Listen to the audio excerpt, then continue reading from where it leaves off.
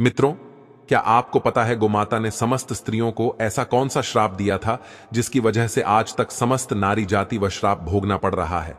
गोमाता का एक ऐसा श्राप जिसे टाला नहीं जा सका। दोस्तों, वह श्राप कौन सा था? जानने के लिए वीडियो को पूरा जरूर देखें। दोस्तों, सच्ची श्रद्धा से कमेंट में जरूर लिखें, जय श्री राम, जय हनुमान। चलिए दोस्तों, वीडियो में आगे बढ़ते हैं और जानते हैं कि गोमाता ने समस्त स्त्रियों को ऐसा कौन सा श्राप दिया था। दोस्तों, एक समय की बात है जब भगवान श्री कृष्ण अपनी राजगद्दी पर विराजमान थे, तब उनके पास देवर्षि नारद मुनि आती है और कहते हैं, हे प्रभु, मैं आज मृत्युलोक में भ्रमण कर रहा था। तभी एक स्त्री ने पूछा कि पहले स्त्रियों के बच्चे होते थे तो वह पैदा होते ही चलने लगते थे, परंतु अब ऐसा नहीं है, यह क्यों? प्रभु, मुझे इस प्रश्न का उत्तर याद नहीं था, इसलिए मैं आपके पास आई। कृपया मुझे इस प्रश्न का उत्तर बताएं। श्री कृष्ण कहते हैं, हे देवर्षि, तुम्हारा यह प्रश्न समस्त स्त्री जाति के लिए अत्यंत महत्वपूर्ण है। अगर तुम इस प्रश्न के उत्तर को जानना चाहते हो तो ठीक है, मैं तुम्हें एक कथा सुनाता हूं। तुमको इस कथा के माध्यम से पता चल जाएगा कि किस वजह से अब स्त्रियों का बच्चा पैदा होते ही चल नहीं पाता है। तब देवर्षि नारद कहती है कि प्रभु, मैं इस कथा को पूरा सुनूंगी, कृपया आप कथा को सुनाएं। दोस्तों, अगर आप भी जानना चाहते हैं कि इस प्रश्न का उत्तर क्या है तो मित्रों, वीडियो को आखिरी तक जरूर देखें और वीडियो को लाइक अवश्य करिएगा। तो मित्रों, श्री कृष्ण कहते हैं, हे देवर्षि, एक नगर में एक रामचंद नामक व्यक्ति रहता था। रामचंद एक स्वार्थी व्यक्ति था। रामचंद के पास में एक गाय थी। वह गाय दूध देती थी और रामचंद उस गाय को हरा भरा चारा खिलाकर उसका दूध निकाल करके उस दूध का बिक्री किया करता था। रामचंद गाय का दूध खुद भी पीता था और अपने परिवार वालों को भी पिलाता था। गाय के दूध की वजह से ही रामचंद अपने घर की दिनचर्या चलाता था। रामचंद का समय इसी तरह से व्यतीत हो रहा था। कुछ दिनों के बाद एक समय ऐसा आया कि जब रामचंद को गाय ने दूध देना बंद कर दिया। जैसे ही गाय ने दूध देना बंद कर दिया तो इधर रामचंद ने उस गाय को चारा डालना बंद कर दिया। और एक दिन ऐसा आ गया कि उस दिन रामचंद ने गाय को बहुत मारा पीटा और उसने उस गाय को घर से ले जाकर जंगल में छोड़ दिया। अब वह गाय बेचारी अकेली पड़ गई। बेचारी अकेली जंगल में इधर उधर घूमती फिरती है और एक दिन जंगल में बने एक मंदिर के पास में पहुंचती है और भगवान से विनती करते हुए कहती है, हे भगवान, मैं आपसे यह नीति करती हूं कि हमें गाय की योनि में डालकर कितना गलत काम किया है। श्री कृष्ण कहते हैं, ही देवर्षि, वह गाय कहती है, देखिए, जो आपकी 84 लाख योनियों में सर्वश्रेष्ठ योनि मानव की है, वह कितना पाप और कितना दुष्कर्म करता है। वह गाय आगे कहती है, जब तक मैं दूध देती रही तब तक उस व्यक्ति ने मुझे अपने घर पर रखा, हरा भरा चारा खिलाया। जैसे ही मैंने दूध देना बंद कर दिया, उसके बाद में उसने मुझे चारा भी नहीं डाला। इतना ही नहीं, उसने तो मुझे घर से बाहर ही निकाल दिया। अब मैं इधर उधर भटक रही हूं। अब जंगल में चारा खा खा करके, जंगल में घास खा करके मैं अपने पेट को भरती हो। हे भगवान, आपने जो सर्वश्रेष्ठ योनि बनाई है, यह तो कितनी स्वार्थी और लालची योनि है। श्री कृष्ण कहते हैं कि ही देवर्षि नारद, धीरे धीरे समय व्यतीत होता चला गया। गाय बेचारी इधर उधर भटकती रही। जब भी वह गाय रामचंद के द्वार पर आ जाती है तो रामचंद ने लाठी लेकर के उस गाय को जंगल की तरफ, खेतों की तरफ भागा करके आता है। श्री कृष्ण कहते हैं, ही देवश्री, धीरे धीरे जब वह गाय एक दिन गर्भवती हो जाती है तो अब जैसे ही 3-4 महीने का गर्भ हुआ है तो उसी जंगल से एक स्त्री गुजर रही थी। उस स्त्री ने जैसे ही उस गाय को देखा, उसने मन में सोचा कि यह गाय तो गर्भवती है, मैं एक काम करती है, इस गाय को मैं पाल लेती हूं।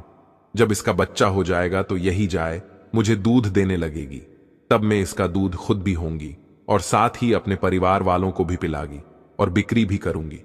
लेकिन जैसे ही वह स्त्री उस गाय को पकड़ने के लिए अपने पति को बुलाने के लिए जाती है और जब तक उसका पति वहां पर आता है तब तक वह गाय वहां से चली जाती है। धीरे धीरे और समय व्यतीत होता गया। श्री कृष्ण कहते हैं, हे देवर्षि, जब उस गाय के प्रसव का समय नजदीक आ गया तब वह एकांत जंगल में सुरक्षित जगह पर जाकर के उस गाय ने एक बछड़े को जन्म दिया। श्री कृष्ण कहते हैं कि ही देवर्षि, प्रसव के कुछ समय बाद वहीं स्त्री उसी जंगल में घास काटने के लिए गई हुई थी। जैसे ही उसने दूर से देखा कि एक गाय ने अपना बच्चा जन्म दिया हुआ है। तब वह स्त्री उसके पास गई और उसने ध्यान से उस गाय को देखा तो बोली कि अरे, यह तो वही गाय है, इस गाय ने तो बछड़ा दे ही दिया। चलो, अच्छा हुआ। वह स्त्री सोचती है, अब मैं इस गाय को पकड़कर अपने घर पर अवश्य ले जाऊंगी। जैसे ही वह स्त्री उस गाय के पास से अपने पति को बुलाने के लिए जाने लगती है, तभी गाय ने उसी समय उस स्त्री से कहती है, बहन, आज तुम हमारे ऊपर एक परोपकार कर दो। यह मेनरा जो बच्चा है, यह पीछे पड़ा हुआ है। इसे उठाकर कि तुम मेरी गर्दन के ऊपर रख दो। मैं अपने बच्चे को लेकर की किसी सुरक्षित जगह पर चली जाऊंगी, क्योंकि यह मेरा बच्चा 8 महीने बाद चलने लायक हो पाएगा। 8 महीने बाद अपने पैरों पर चलेगा। श्री कृष्ण कहते हैं, ही देवर्षि नारद जैसा अब भी है, ऐसा पहले नहीं था। पहले गाय का बच्चा 8 महीने के बाद ही अपने पैरों पर चलने लायक हुआ करता था। श्री कृष्ण कहते हैं, हे देवर्षि, लेकिन जैसे ही उस स्त्री ने गाय की बात सुनी तो बहुत बहुत जोर जोर से हंसने लगी और कहने लगी, तुम्हारा बच्चा इतना गंदा है, इतनी गंदगी में पड़ा है, मैं तुम्हारे बच्चे को उठा करके तुम्हारे कंधे पर क्यों रखूं? मैं तुम्हारे ऊपर यह परोपकार क्यों करूं? जैसे ही उस स्त्री ने उस गाय का बहुत मजाक बनाया, उस समय गाय बेचारी असहाय थी, वह अपने बच्चे को उठा नहीं सकती थी। श्री कृष्ण कहते हैं कि हे देवर्षि, उसी समय दुखी होकर कि गाय ने श्राप दे दिया। उसने श्राप देते हुए कहा कि जाओ, आज तुम्हारा बच्चा जन्म लेने के बाद तुरंत चलने लगता है, लेकिन आज मैं श्राप देती हूं, तुम्हारा बच्चा जन्म लेने की 10 महीने बाद ही अपने पैरों पर चलने लायक होगा। और जो यह मेरा बच्चा आज चल नहीं पा रहा है और यह आज के बाद पैदा होते ही बहुत जल्द अपने पैरों पर चलने लायक हो जाएगा।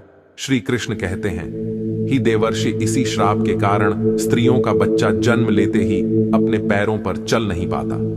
दोस्तों, सतयुग में सुखदेव पैदा होने के तुरंत बाद ही अपने पैरों पर चलने लगे थे और वेद व्यास भी जन्म लेने के तुरंत ही बाद अपने पैरों पर चलने लगे थे। यह बात तो सतयुग की थी, लेकिन कलयुग में ऐसा नहीं है।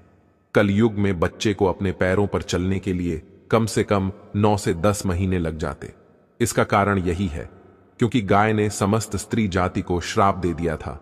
उसी दिन से समस्त स्त्रियों की जो बच्चे पैदा होते ही चलने लग जाते थे, उनकी प्रक्रिया वहीं पर रुक गई। गाय के श्राप के कारण ही स्त्री का बच्चा 9-10 महीने बाद ही चलने लायक, अपने पैरों पर खड़े होने लायक बन पाता है और गाय का बच्चा उसी दिन से अपने पैरों पर चलने लायक हो जाता है। इसीलिए किसी की आत्मा को कष्ट नहीं देना चाहिए और यही सनातन धर्म का सबसे बड़ा धर्म है। गोस्वामी तुलसीदास ने लिखा है, पर हिट सरल धर्म नहीं। दोस्तों, दूसरे के दुख में दुखी हो जाना, दूसरे के काम आना सबसे बड़ा धर्म माना गया है। तो इसलिए हमें असहाय पशु की पक्षियों की सहायता करनी चाहिए। गाय के श्राप की वजह से ही जितनी भी पशु पक्षी हैं, उन सब के बच्चे जन्म लेने के तुरंत बाद चलने लग जाते हैं।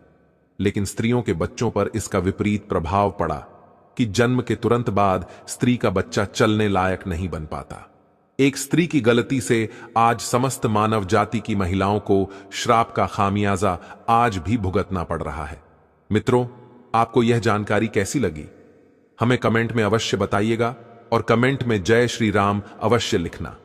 साथ ही अगर आप हमारा चैनल पर नए हैं तो चैनल को सब्सक्राइब अवश्य कर लेना, हो सके तो इस वीडियो को ज्यादा से ज्यादा लोगों तक शेयर अवश्य करें।